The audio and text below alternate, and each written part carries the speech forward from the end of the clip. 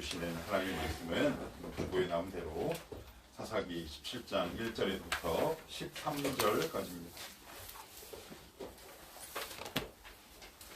우리 13절 그렇게 많지 않은 분량이기 때문에 한 절씩 교독하면서 보십시다.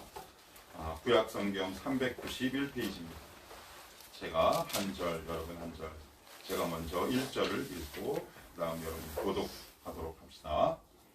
에브라임 산지에 미가라 이름하는 사람이 있더니 그의 어머니에게 이르되 어머니께서 그는 천백을 잃어버리셨으므로 저주하시고 내 귀에도 말씀하셨더니 소서 그 은이 내게 있나이다.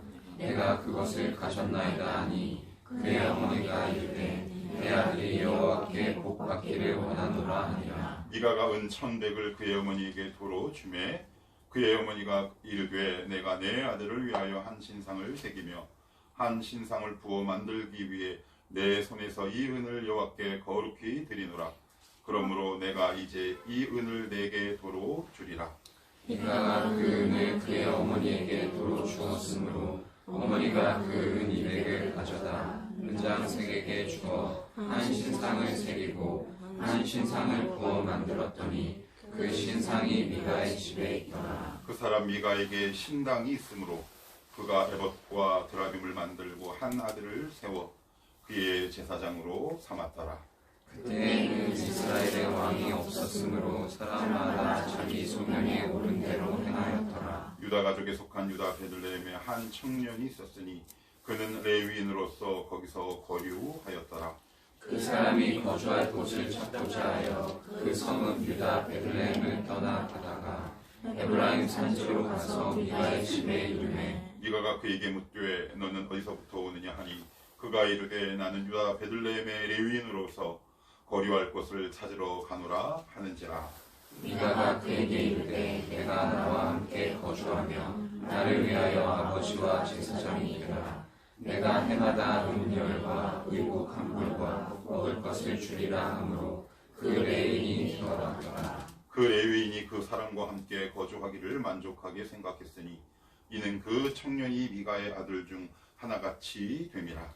미가가 그 레위인을 거룩하게 구별하매 그 청년이 미가의 제사장이 되어 그 집에 있었더라. 같이요.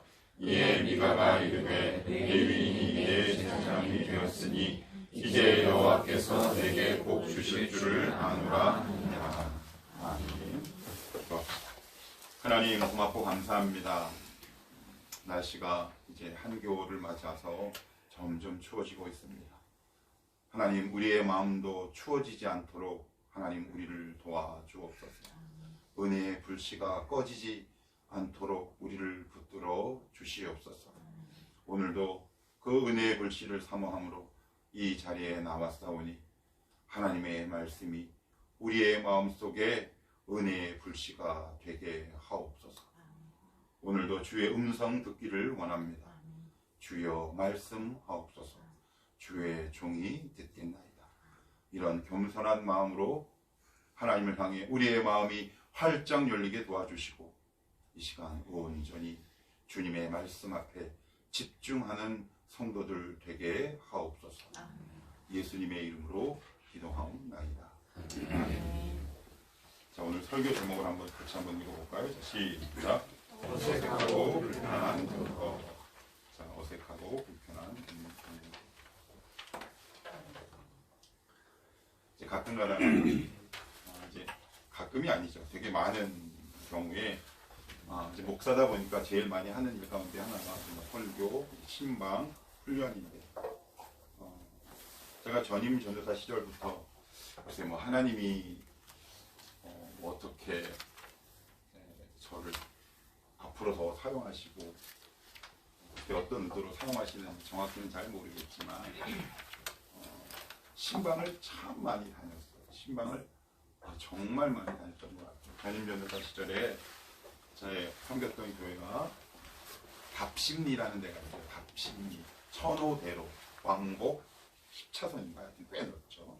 답심역에서 내려서 한 5분 정도 걸어가면 한 교회가 있었는데 그 담임 목사님이 신방을 잘 안 하셨어요. 목회 방침, 그러니까 좋고 나쁘를 떠나서. 그래서 이제 제가 전임 변호사 시절에 다른 변호사가 있는데도 나이가 많다는 이유로 이제 선임이 돼서 이제 신방을 하게 되면 꼭 우리 성도들이 그래요. 식사를 하자. 그런데 이제 어떨 때는 이제 먹고 싶을 때도 있고, 어떨 때는 불편할 때가 있어요. 오늘처럼 불편한 동거가 아니라 불편한 식사가 이제 될 수 있어요. 어떨 때 그럴까요? 저랑 평소에 잘 관계가 없는 분이랑 이제 신방 대원으로 저랑 늘 함께했던 권사님들이랑 같이 밥을 먹으면 농담도 합니다. 아유 권사님 오늘 화장빨이 좋아. 뭐 이렇게 뭐 이런 어떤 농담도 하는데 이제 조금 생경하거나 좀 낯선 분들이랑 식사를 하게 되면 이거 무슨 말을 해야 하나. 그리고 이제 성도들이 그런 게 있어요. 목사가 뭔가 말을 해야 한다라고 생각하나 봐. 그래서 뭔가를 끊임없이 요구하는데 밥 먹기도 바빠 죽겠는데 무슨 얘기를 해요.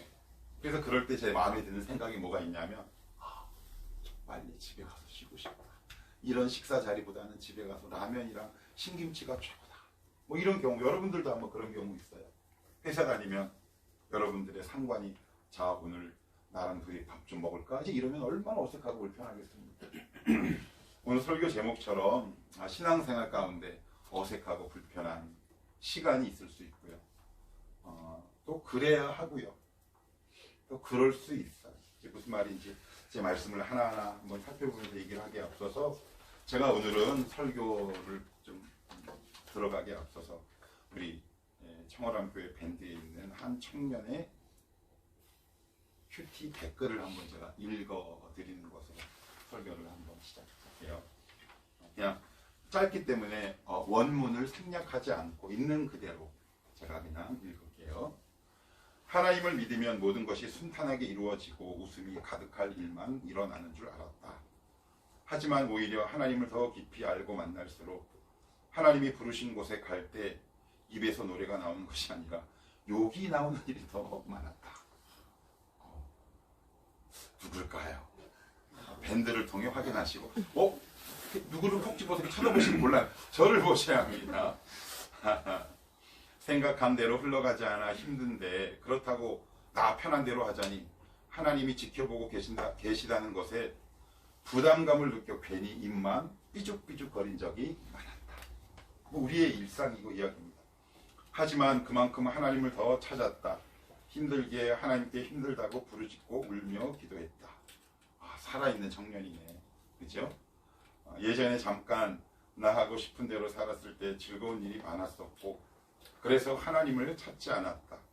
하나님 없어도 행복할 수 있고 잘 산다고 생각했기 때문에 기도와 말씀과도 점점 거리가 멀어졌다. 하나님과 부딪히며 살아간다는 것. 그것은 하나님과 멀어짐을 의미하는 것이 아닌 하나님과 더 가까이 함을 의미한다는 것을 깨닫게 된 것 같다. 사사기는 제가 사사기 처음 배우고 시작할 때부터 우리가 알고 있는 신앙의 공식들이 있습니다. 신앙의 방정식들이 있어요. 그래서 한 기독교 단체에서 신앙생활 1년에서 5년차 사이, 흔히 말하는 이제 새가족들을 상대로 약 2,000명을 상대로 설문조사를 했는데 제 1번 설문지가 뭐였냐면 이런 내용이었어요. 당신은 왜 교회 다니시고 예수님 믿으십니까? 압도적이에요. 62%. 1위가 뭘까요? 1위. 마음의 편안을 찾고 싶어서. 그리고 가로 열고 비슷한 맥락에 위로를 받고 싶어서. 그래. 그렇죠. 그죠? 그런데 이제 우리 신앙생활을 이제 조금씩 하다 보면 이게 뭔가 잘못된 것 같아. 나는 분명히 교회 오고 하나님을 알고 만나면 뭔가 내 마음이 위로를 얻고 편안하고 평안해야 하는데 어떨 때는 뭔가 불편해요. 그리고 나에게 맞지 않는 옷을 입은 것 같은 어색함이 있어요. 그런 경우들이 있죠. 저는 그 경우가 굉장히 편차가 굉장히 극심하게 왔어요. 저의 이야기를 해서 죄송한데 하나님의 은혜를 이렇게 쭉 주셨어요.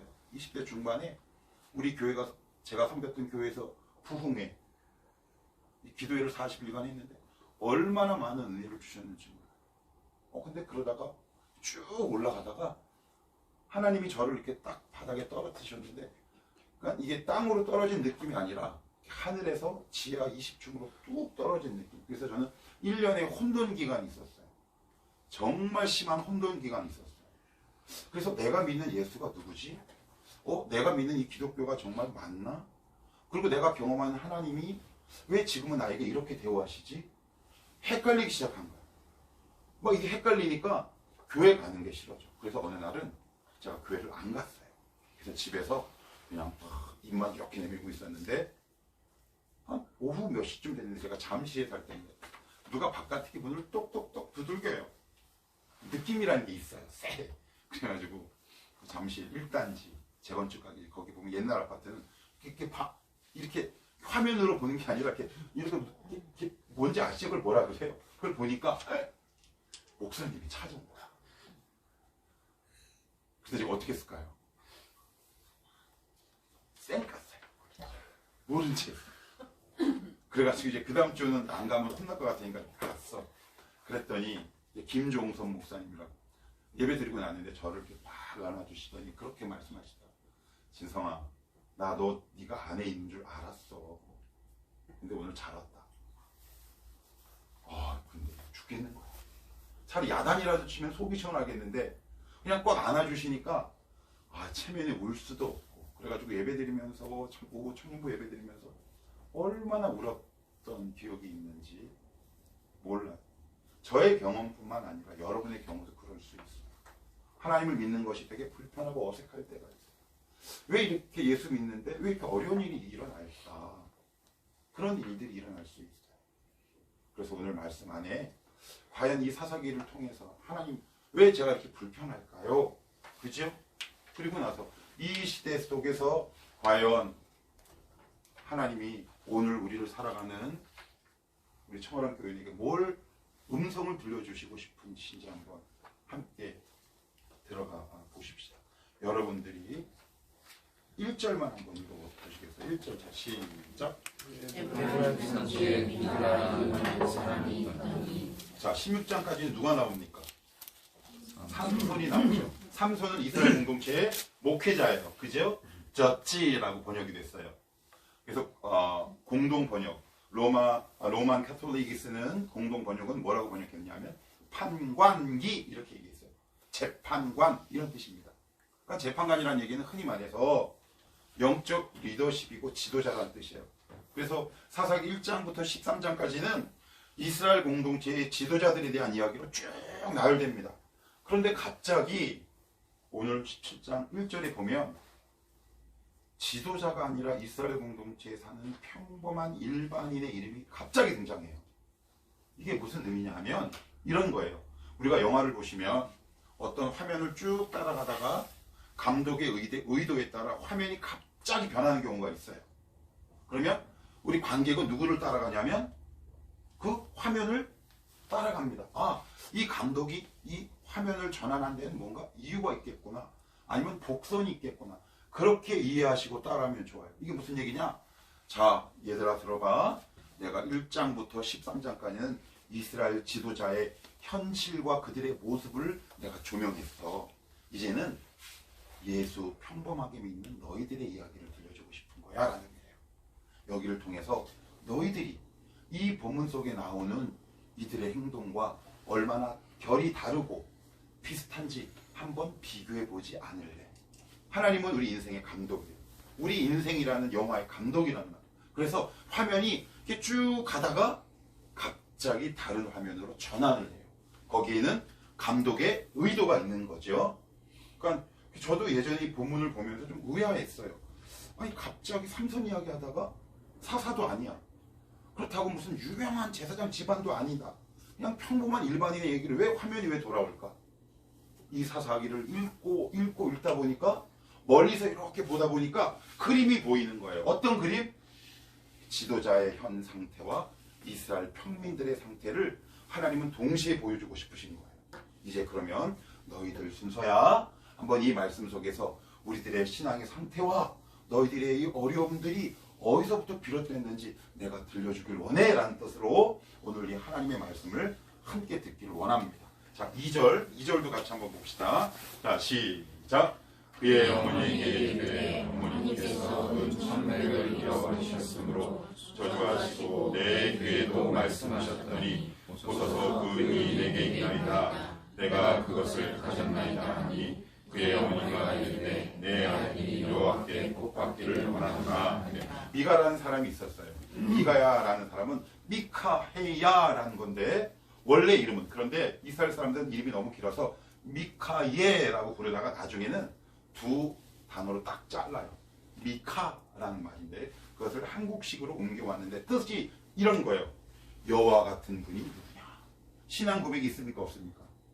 있죠. 우리식으로 얘기하면 요한, 한나 뭐 그런 이름이에요. 여호와 같은 분이 누구냐. 그러니까 신앙 고백이 분명히 담겨져 있는데 그 집안에 어떤 일이 발생하냐면 미가의 어머니가 은 1100, 이게 지금 얼마 정도 되냐면 약 7천만 원 정도 된대요. 굉장한 돈이에요. 그러니까 그 당시는 뭐 은행이 있으니 만무하고 집에다 이렇게 숨겨놨는데 아마 아들이 그것을 훔쳐간 모양이야. 그랬더니 엄마가 얼마나 노발대발하겠어. 그래서 만나는 사람마다 저주하고 다니는 거야. 저주를 받기를 원한다. 여호와께 저주를 받기 원한다. 그런데 그 이야기를 계속 듣고 있던 미가가 찔리는 거야.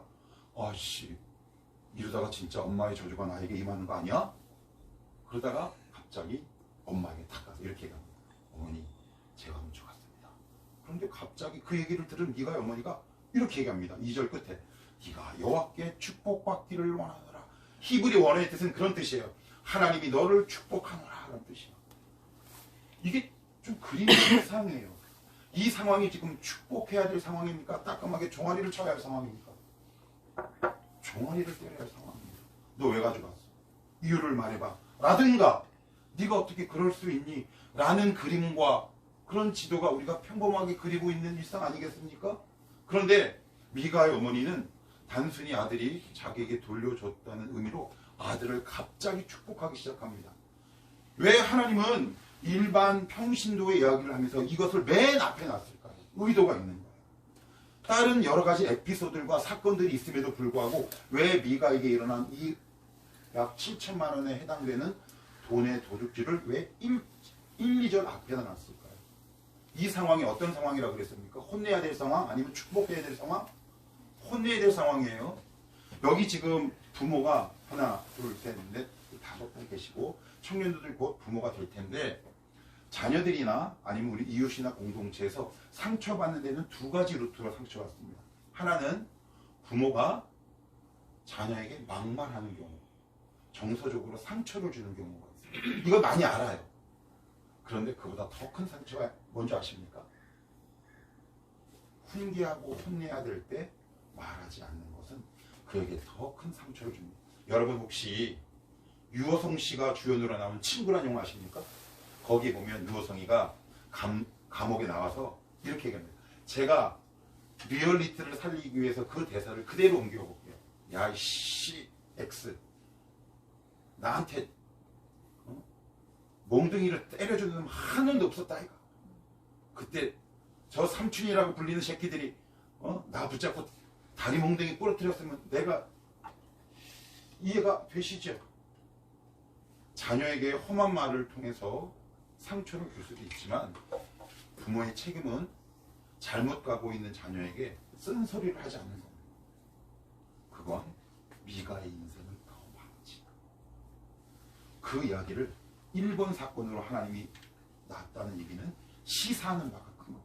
무슨 얘기일까요? 이스라엘 공동체에 뭐가 사라진 거예요? 훈계와 교육이 사라진 거예요.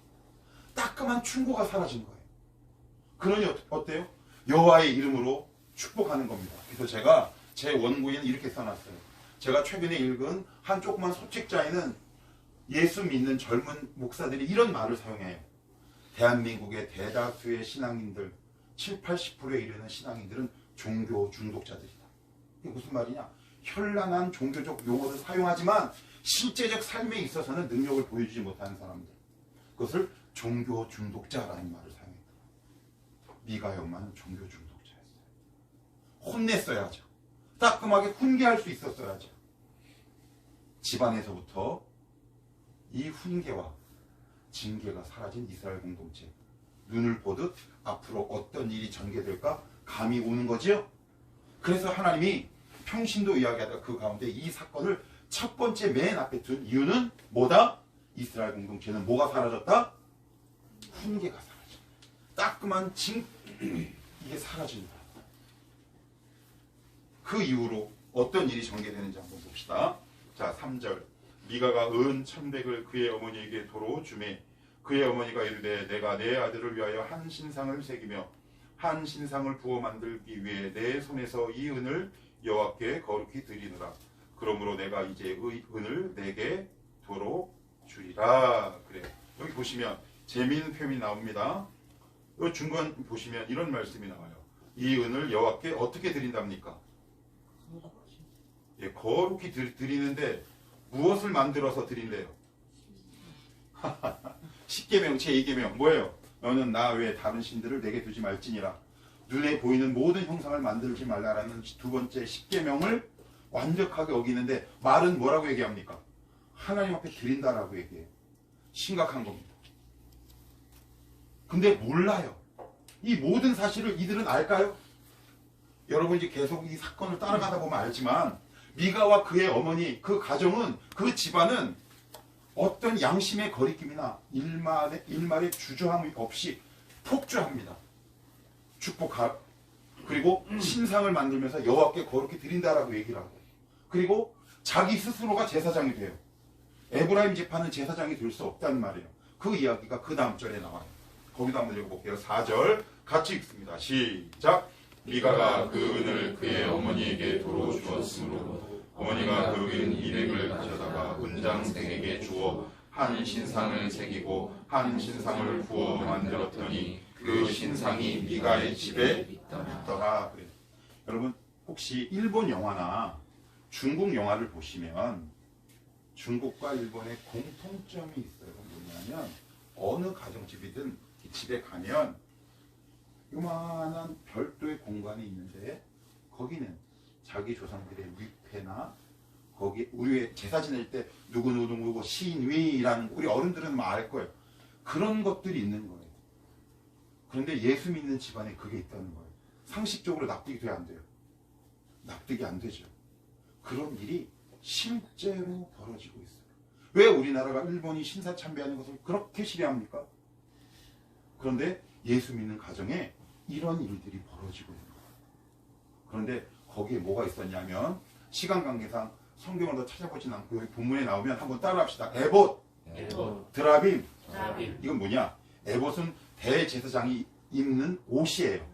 드라빔은 뭐냐면 무당의 쌀과 같아요. 이게 무슨 말이야? 여러분 드라마나 저는 점집에 안 가봤는데 점을 칠 때 무당들이 이렇게 해요. 갑자기 콩이나 나달 이런 쌀들을 가지고 상 위에다가 확 뿌립니다. 자, 오늘은 동쪽으로 가.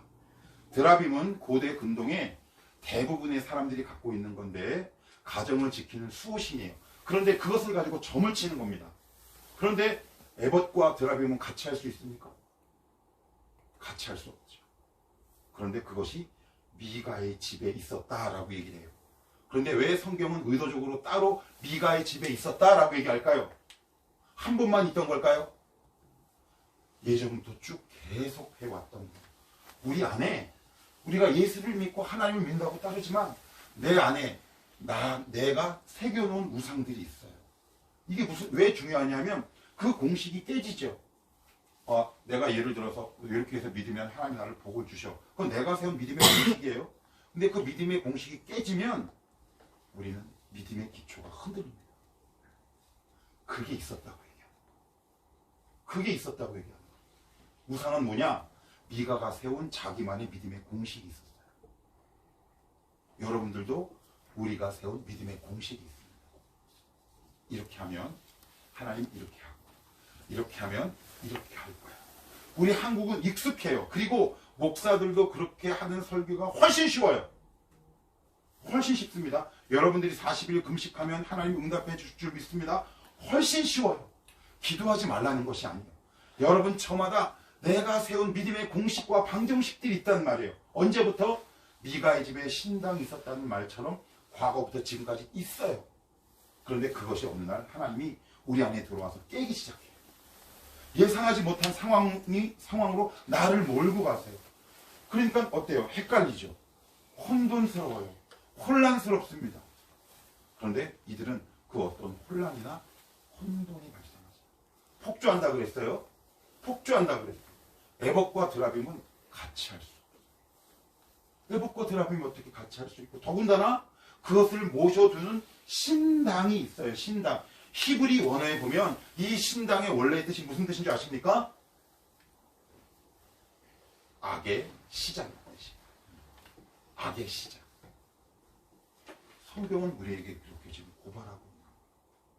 조금 더 한번 앞으로 더 가봅시다. 계속해서 한번 가볼게요. 자, 5절도 한번 읽어봅니다. 5절 여러분들이 한번 읽어보세요. 자, 시작. 그 사람 미가에게 신당이 있으므로 그가 에봇과 드라빔을 만들고 하나님을 세워 그의 제사장으로 삼았더라. 그 당시 제사장은 어디에 있냐면, 아주 쉽게 얘기할게요. 목사는 어디에 있어요? 교회. 목사가 술집에 있지 않잖아요.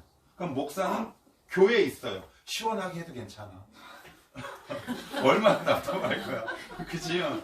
그래. 우리 빨리 기도해서 마음껏 재채기할 수 있는 넓은 공간으로 가십시다. 그러니까 지금 설교하는 내가 다 미안해. 그치? 지민아 미안해. 그러니까 얼마나 답답하고 힘들었어. 자, 우리 재채기할 분 지금 빨리 하세요. 그죠? 우리 편하게 하고 말씀 드립시다. 10분밖에 안 남았어요. 그죠? 그래, 뭔 얘기 하려고 재채기 하려고? 무슨 얘기 했죠? 목사는 이제 교회에 있어야 되는데, 이 제사장은 어디에 있는 사람이냐면 성막에서 일하는 사람이에요. 그 당시 성막은 어디에 있었냐면 딱 한 곳에밖에 없었어요. 실로에 있었단 말이에요. 그러니까 거기 가서 제사를 드리려면 한참 걸어가야 돼요. 그런데 그러면 왜 미가가 자기를 제사장으로 세우고, 그리고 떠돌아다니는 레위 사람을 제사장으로 세웠을까요? 우리 한번 쉽게 생각해 봅시다. 내가 지금 제사하기 위해, 예배하기 위해서 멀리 가야 돼. 그런데 너무 멀어. 그죠? 그러면 여기서 제사를 드려야 돼. 그러면 답은 딱 나왔어요. 내가 제사장이 되면 되고, 누구를 제사장으로 되어서 여기서 제사를 드리면 되는 거야. 뭐 때문에 자기 자신을, 떠돌아다니는 레위 사람을 여기에서 제사장으로 세울까요? 뭐 하려고? 편하게 믿기 위해서. 편하게 믿으려. 우리 안에는 예수 편하게 믿고 싶은 거 있어요. 하나님이 그거 하나하나 여러분들 안에 있는 것들 깨어나가기 시작하십니다. 그들은 편리와 편의에 익숙해요. 그러면 우리는 어떻습니까? 편리와 편의에 익숙하죠? 전주에 가면 유명한 한 교회가 있어요. 전주 안디옥 교회. 그 옆에 거기 나온 한 이야기를, 지금은 어떤지 모르겠는데, 제가 신대원 졸업하고 한 10여 년 전만 하더라도, 그 교회 10여 년 전만 하더라도 2010년 되니까 굉장히 현대 문명이, 에어컨이 없고요. 에어컨이 없어요. 뭐가 없다고요? 교인 수가 작겠지. 교인 수가 2,000이에요. 근데 다 나중에 보냈어요. 1,000명 가까이 남았을 때 에어컨이 없었어요. 선풍기만 있었어요. 그리고 의자가 없었어요. 나중에 들어왔어요. 맨바닥에서 예배를 드려요. 그런데 사람들이 오기 시작하는 거죠. 그런데 만약에 여러분들이 맨바닥에서 예배 드린다? 쉽지 않죠. 그 정도 헌신을 요구한다, 그 이야기를 하고 싶은 건 아니에요. 아무튼 그들은 신앙의 중심은 자기와 자기의 편리와 편이었어요. 하나님의 은혜의 불씨가 사그라들면 우리는 기하급수적으로 급격하게 내 중심 위주로 신앙의 모습이 형성되기 시작합니다. 그래서 교회 가서 편하지 않으면 교회 가지 않아요. 편리하지 않으면 교회 가지 않습니다. 한번 여러분들 나의 신앙의 모습을 잘 생각해 보십시오. 나는 복음을 따라가는 사람인가? 아니면 편의를 따라가는 사람인가? 그리고 나서 오늘 말씀의 주제요, 사사기를 관통하는 주제가 6절에 등장합니다. 자, 6절 같이 한번 읽어봅시다. 시작. 그때에는 이스라엘에 왕이 없었으므로 사람마다 자기 소견에 오르는 대로 하니라. 제가 예전에 한번 이런 비슷한 이야기를 했던 것 같은데, 제가 부천여신교회에서 아침 저녁으로 보통 운동을 하러 갔는데, 제가 월요일이었던 걸로 기억해요. 그날도 이제 등산복을 입고 성주산으로 올라갔는데 약간 해가 뉘엿뉘엿 졌어요. 해 넘어가기 바로 직전이었는데, 성주산 입구 가보신 분들은 알 거예요. 거기 주차장 있고 거기 앉는 옆에 돌 의자 같은 게 있어요. 근데 여기 딱 갔는데 저쪽에서 개 한 마리와 그 개 주인이 견주가 이렇게 앉아 있는데, 그 느낌이라는 게 이상하죠. 뭔가 느낌이 좀 이상해. 그래서 이렇게 딱 봤더니 개가 저를, 포인터라는 단어 들어보셨나요? 개과 동물이 사냥감을 사냥할 때 쳐다보는 자세와 눈빛이 저를 미친 거지, 이 덩치를. 그래서 무섭기도 하고 우습기도 한 거야. 흰 개였는데 되게 컸어요. 근데 다리를 이렇게 하더니 저를 눈으로 딱 찍는 거예요. 그래서 제가 그 근처로 갔더니 확 달려오는데 주인이 딱 하고 잡더라고요. 등골이? 그래요. 여러분 혹시 개홀룡이라는 프로그램 보셨죠? 거기 보면 개랑 주인의 갈등이 나와요, 안 나와요? 이상하죠? 사람과 동물이 갈등을 빚어. 이상할 거 아니에요? 좀 이상하지 않아요? 그러면 개와 사람이 갈등을 빚으면 여러분 가족 구성원 사이에는 갈등이 있어요, 없어요? 그럼 물어봅시다. 왜 갈등이 있을까요? 살아있는 생명체요, 인격체이기 때문에. 자, 그러면 이제 더 깊이 들어가 볼게요. 하나님과 여러분들이 같은 시 공간에 머물러요. 그런데 이 하나님은 차원이 너무 높아. 살아계셔. 그리고 거룩한 분이야. 나는, 우리 안 거룩하잖아. 그래서 같은 시 공간에 이렇게 늘 머물러 있어. 어색할까요? 아니면 안 어색할까요? 불편할까요? 안 불편할까요? 불편합니다. 하나님을 믿는 건 불편하다는 거지. 여러분 신앙생활 하면서 신앙의 불편함이 내가 느껴지지 않으면 나는 지금 미가처럼 가고 있어요. 여러분 혹시 눈치채셨어요? 미가와 그의 어머니가 이 모든 행동을 결정하는데 불편함이나 어색함이 본문 가운데 느껴져요? 전혀. 여기에 자기 소견에 옳은 대로 행했다라는 말은 다른 말로 이거예요. 자기가 편한 대로. 자기가 편한 대로 신앙생활하면 여러분 전혀 불편하지 않습니다. 여러분 신앙에 찔림이 없어요. 그래서 제가 가끔 가다가 성경 공부할 때 여기 우리 청월한 교회 교인들도 그렇고 이렇게 물어봅니다. 요즘 평안하세요? 딱 그러면 늘 저에게 한결같이 돌아오는 대답은 그래요. 아, 목사님 요즘 평안합니다. 그러면 한 번 더 물어봐요. 평안하십니까? 이제 그런데 1대1로 와서 얘기해 보면 이제 스토리가 나오기 시작합니다. 편안하지 않지. 그런데 많은 사람들이 편안하대. 평안하대. 왜 그럴까요? 하나님과 깊은 관계가 맺어지지 않기 때문에. 하나님과 깊은 관계가 맺어지면 맺어질수록 우리 가운데 불편함이 더 커질 수 있어요. 생각해 보십시오. 우리와 차원이 다른 존재라는 말이에요. 여러분 가족 구성원끼리 싸웁니까 안 싸웁니까? 제가 한번 예를 들어볼게요. 제가 예전에 무한도전 봤는데 정준하와 박명수가 개그를 서로 치고 이런 대화를 하더라고요. 갑자기 무한도전에서 막 이야기를 하다가 박명수가 정준하고 이렇게 얘기해요. 이놈 새끼야 들어가서 밥 먹어! 갑자기 그래. 그랬더니 갑자기 아빠는 나한테만 그래 확 들어가. 그랬더니 박명수가 밖에서 이놈 새끼 밥 먹고 가라니까 왜 그냥 들어가! 또 나왔더니 그래. 이렇게 쩝쩝거려! 여러분 집에서 일어나는 일이죠. 밥 먹을 때 발 떨지 마. 밥 먹을 때 손 여기 식탁에 올리는 거 아니야. 그리고 흘리고 먹지 마. 귀찮아요 안 귀찮아요? 그러면 우리는 뭐라고 그래? 아 엄마는 정말 짜증나게 아야 안 먹어. 우리의 일상 우리의 가정에서 일어나는 현상 아니에요? 이것이 동일하게 하나님과 나 사이에 일어나는 거예요. 너 이렇게 하지 마. 너 저거 하지 마. 너 다리 떨지 마. 너 복 나간다. 이런 모든 일들이 우리에겐 너무 불편하고 어색하다는 말이에요. 그 결과 우리는 어떤 결단을 하냐. 아 그러면 엄마 아빠랑 사이가 안 좋으면 집에 가서 뭘 우리는 선택합니까? 집은 못 나가. 아직 경제적 자립을 할 능력이 안 돼서. 그래서 우리가 선택한 마지막 보루가 뭐냐면 대화를 끊는 거죠. 그 대신에 귀찮지 않아요. 불편하지 않아요. 마음은 좀 불편하지만. 그래서 하나님과 대화가 딱 끊어지면 편합니다. 물리적인 충돌이나 의견 충돌이 일어날 일이 우리 가운데 없어요. 최근에 하나님 말씀 앞에 언제 불편하셨나요? 뭐가 그렇게 어색하셨나요? 여러분 혹시 지금 편안하세요? 아무런 하나님의 명령이 없어요. 내가 그냥 쭉 마음대로 행하는데도 하나님께서 주시는 말씀을 통한 찔림이 나에게 없어요?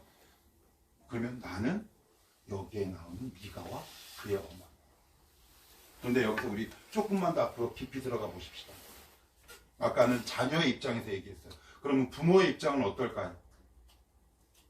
불편할까요? 안 불편할까요? 하나님도 여러분을 향해 불편하고 어색한데 사랑하기 때문에 참는 거예요. 사랑하기 때문에 먼저 대화를 시도하는 거예요. 사랑하기 때문에 먼저 가시는 거랍니다.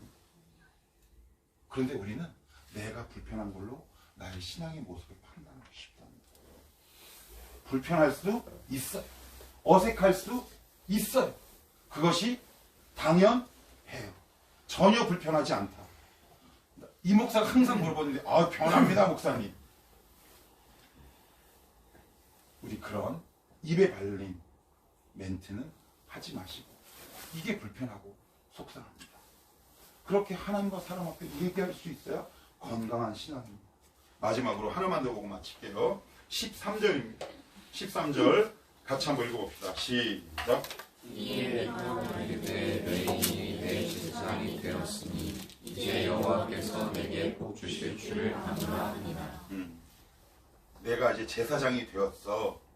레위인이 내 제사장이 되었으니 이제 여호와께서 복 주실 줄 아노라. 결국 미가가 원하는 것은 어떤 하나님이에요? 나에게 복 주는 하나님을 찾는 거예요. 여러분은 어떤 교회를 찾고 계세요? 어떤 목사를 찾아서 이 교회에 오셨나요? 여러분에게 복 줄 목사를 찾으셨나요? 물론 복을 주실 수 있어요. 하나님 예배 가운데 복 주세요. 특별히 주일 예배를 통해 교회에 복 주시고 그 복이 여러분들의 가정 속에 흘러가게 하세요. 그런데 기억합시다. 여러분에게 복을 주시는 하나님을 알고 믿기 위해 이 교회에 오셨다면 여러분들은 이 교회를 나가줘야 돼요. 저는 여러분들에게 단지 복을 전하는 꼭두꺼비가 아니에요.